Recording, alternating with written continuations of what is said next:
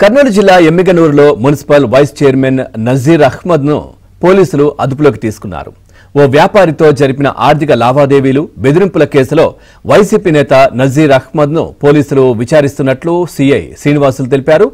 ఎమ్మిగనూరుకు చెందిన ఓ వ్యాపారితో నజీర్ అహ్మద్ మధ్య ఆర్థిక లావాదేవీలు జరిగాయి. ఈ లావాదేవీల్లో వ్యాపారికి 17 లక్షల పైనే బాకీ పడ్డారు. డబ్బులు అడిగితే బెదిరింపులకు పాల్పడడంతో పోలీసులు కేసు నమోదు చేశారు.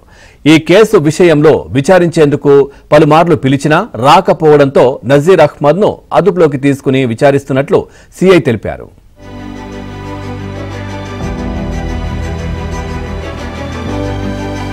కర్నూలు జిల్లా ఎమ్మిగనూరులో మున్సిపల్ వైస్ చైర్మన్ నజీర్ అహ్మద్ను పోలీసులు అదుపులోకి తీసుకున్నారు.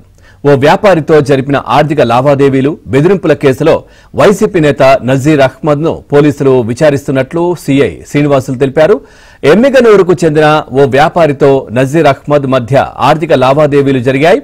ఈ లావాదేవీల్లో వ్యాపారికి 17 లక్షల పైనే బాకీ పడ్డారు. డబ్బులు అడిగితే బెదిరింపులకు పాల్పడడంతో పోలీసులు కేసు నమోదు చేశారు.